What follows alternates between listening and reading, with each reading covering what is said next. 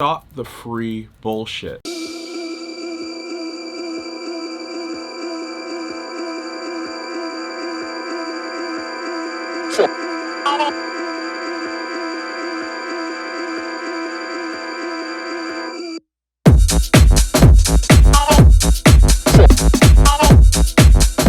What's up, fam? It's your boy Demuir here, purveyor of all sounds underground. Thank you for joining me on my YouTube channel today, where I'll be discussing the topic of the dance music industry economics, the new dawn.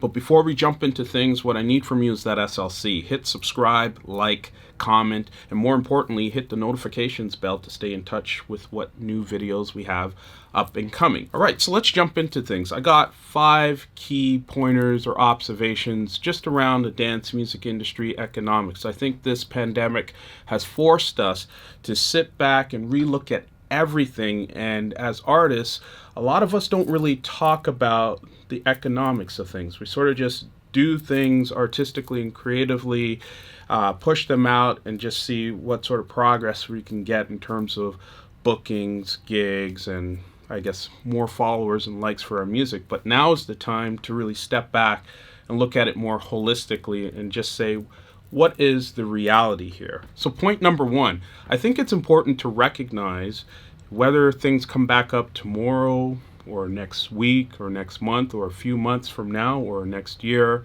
The bottom line is the old game is dead. And what I mean by the old game being dead, I'm talking about, the whole virtue of make some good music, get on a few incredible labels, and then everything's sort of taken care of. You're going to be put on a number of consistent top bills. People are going to be coming after you, wanting to get you into their festivals and certain clubs around the world. And the reality is, now that I've looked back at this, that this is simply not true for a number of different reasons. And I'm not going to get into the specific details of that, but I can say the one constant here is making incredibly good music.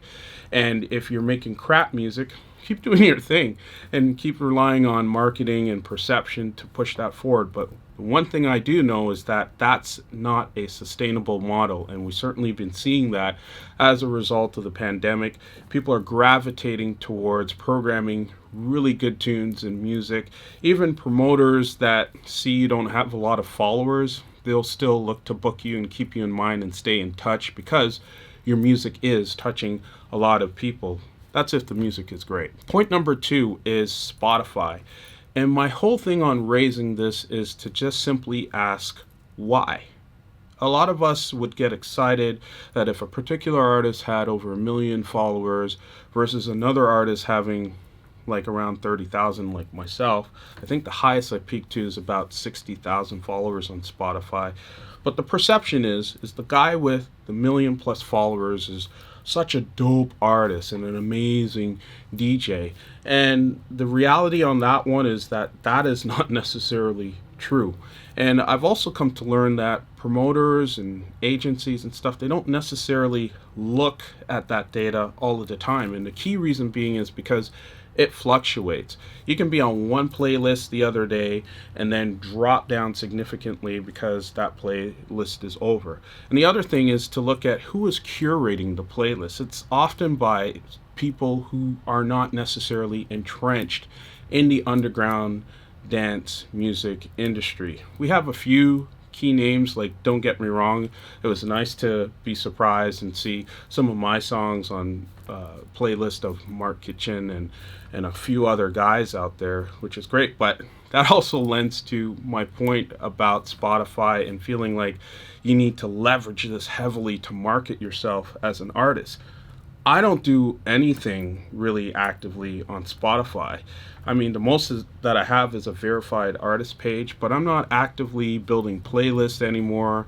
I'm not out there pushing Spotify as the end all and be all. And I do that for a couple of key reasons. The number one reason is I just believe it's important to make really good and incredible music that people can see themselves dancing to, that people can see themselves playing when they're playing out in clubs and festivals, and that's it. I know it sounds simple, and a lot of people tend to think that you need much more on top of that to create this perception that you're a great artist. But honestly, the oversaturation in music has kind of helped my argument, where it allows my music to stand out because I know the effort and degree of confidence that I put into it, and not necessarily leaning on the virtues of marketing and perception to propel me along.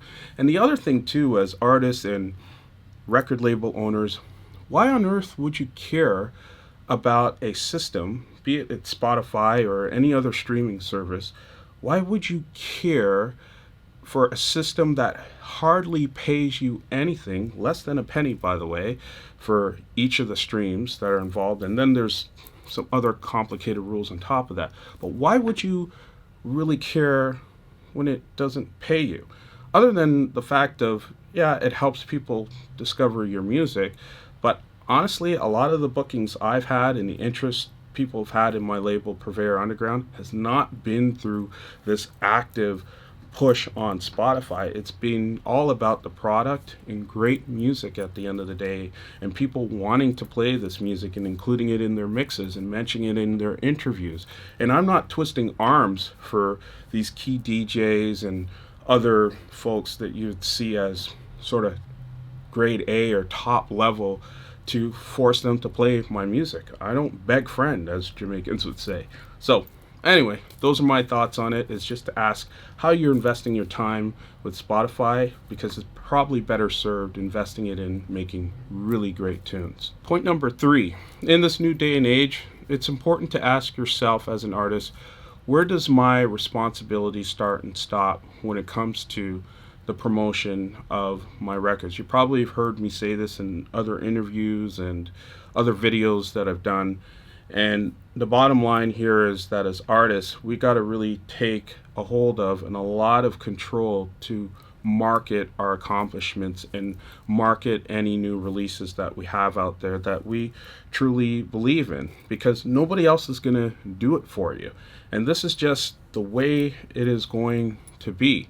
You can't sit back and hope that this label has a great PR firm to attach to this blog, and hopefully this connect at Mixmag or wherever will make a mention of your release. Because if you're going to sit and rely on that, you've already lost the opportunity. You need to be proactive in the exercise rather than reactive. So point number 4, as an artist, it's important for you to determine what exactly pays you. And you'll only have these options as a result of owning your masters and publishing.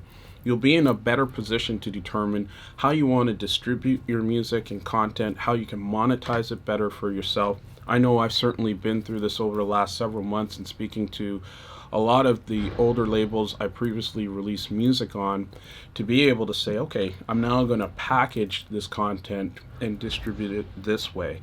You know, take old songs that I only released on digital and put them on vinyl as an example. And point number 5 is to ensure that you're not compromising your value by any means. I think a lot of us pre-pandemic days, when we're just kind of going through, you know, playing the old game, as I said in point number 1, making sure we're tippy-toeing and not necessarily offending people, I think a lot of that has changed. And the only way you can really put a nail in a coffin on this one is to ensure you know your value. And this means you're going to lock and hold to the music that definitely inspires you. You're going to push that agenda forward rather than try and mold yourself or conform to what certain labels want for music. It's important to define what your sound is and what value you're going to be adding to the game, and do that with a lot of determination and belief. And the only way you can get to that is just by knowing your specific value and not looking to other people to validate that or put a sort of price on what you're bringing to the game. And this leads to my 6th point, bonus point here, which is stop the free bullshit. I am completely done with people asking me to do shit for them for free.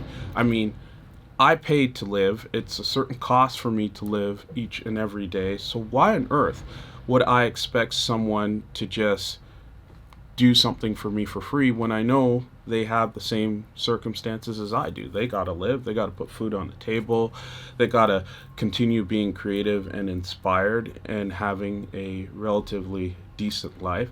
So why would you expect me to do shit for free? We really got to get out of this game. And more importantly, for those that are asking other artists or the colleagues to do stuff for free, don't get offended when a person says, I'm not up for doing that for free, especially now in this time. And don't throw out bullshit stuff like, well, my label only makes this amount of money, blah, blah, blah, blah, blah. I got to tell you, outside of the pandemic, but when I first started one of my labels, I think it was Makita Sky at the time, I'd asked Doc Link to do a remix for me. And I went into that with an expectation that I needed to invest some money to get the value of his production skill set onto my label. And I happily paid it. And I just don't understand why people in this day and age think that it's cool to say, just do it for free and not being of service in any other way or providing any other leverage or value to the picture. Like, think about it. It would be absurd of me to reach out to someone like Jamie Jones and say, yeah, because I gave you an EP and I've done a few decent remixes for you and we're having good rapport and relationships business-wise, can you just do this fucking remix for me for free? Come on, man. That's bullshit. And there you have it. Those are my thoughts on the dance music industry economics, the new dawn. Let me know your thoughts on it. Please hit like, comment, and subscribe. I usually get involved in a conversation within 48 hours of posting these videos. I'd be very interested on your thoughts for this one.